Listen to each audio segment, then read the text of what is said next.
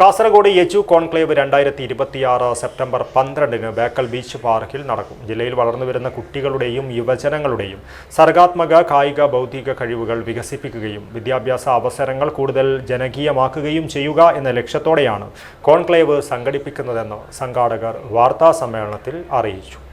ആഘോഷങ്ങൾ വലുതോ ചെറുതോ ആകട്ടെ, അതിന് സ്വർണ്ണ തിളക്കമേകാൻ ഗോൾഡ് കിങ് ഉണ്ട്.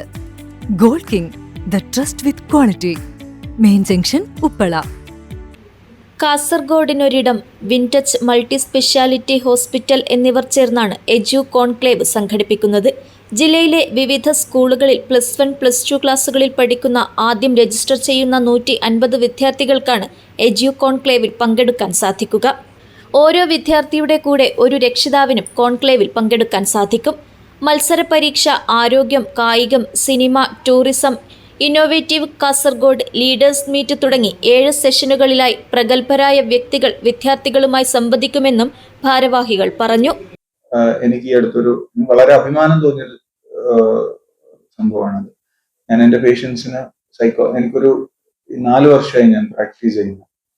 ഒരു സൈക്കോളജിസ്റ്റിന്റെ നമുക്കൊരു നല്ല രീതിയിൽ ഇവർക്ക് സർവീസ് കൊടുക്കാൻ കാസർഗോഡ് അവൈലബിൾ അല്ല ഓഫ്ലൈൻ. ഈ അടുത്തൊരു പേഷ്യന്റ് വരുന്നു, ടിക്സ്, അതായത് ഇങ്ങനെ ഒരു ടിക്സ് ആയിട്ട്. അപ്പൊ അദ്ദേഹത്തിന് ഒരു കോഗ്നിറ്റീവ് ബിഹേവിയറൽ തെറാപ്പി എന്ന് പറയുന്ന ഒരു ട്രീറ്റ്മെന്റ് ചെയ്യണം. അപ്പൊ ഞാനിതിന് അവരെ സജസ്റ്റ് ചെയ്തത് ഒപ്പമാണ്. കാസർഗോഡിന്റെ തന്നെ ബ്രെയിൻ ചൈൽഡ് ആണത്.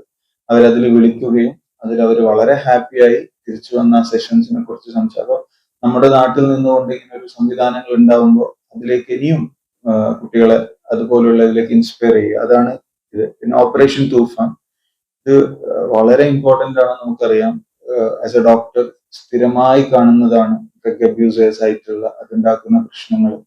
പലപ്പോഴും നമ്മുടെ കുട്ടികളുടെ ഇടയിൽ എത്രത്തോളം ഇത് ഡെപ്തിലേക്ക് ഇറങ്ങിയിട്ടുണ്ടെന്ന് നമുക്കറിയാം. അപ്പൊ അതിനെക്കുറിച്ചും കൂടി, പിന്നെ സമാപന പരിപാടിയിൽ നമ്മുടെ ഒരു സെഷൻ MLA-മാരുമായിട്ടുള്ള കാസർഗോഡിന്റെ രാഷ്ട്രീയവും കാസർഗോഡിന്റെ ഫ്യൂച്ചറും ഡിസ്കസ് ചെയ്യുന്ന ഒരു സെഷൻ, അവസാന പരിപാടി. ഇങ്ങനെ 8 സെഷനായിട്ടാണ് നമ്മൾ ഇതിനെക്കുറിച്ച് പരിപാടി സംഘടിപ്പിക്കാൻ ആഗ്രഹിക്കുന്നത്. Kasaragod edu conclave chairman doctor Muhammad Shameem Kattathadukka, organising secretary Jubair, സംഘാടക സമിതി പ്രതിനിധി ഗൗതം NC, ഡോക്ടർ നഫീസത്ത് ഹലീന, ഫാത്തിമത്ത് ഷംന എന്നിവർ വാർത്താസമ്മേളനത്തിൽ പങ്കെടുത്തു. News bureau, Kasaragod.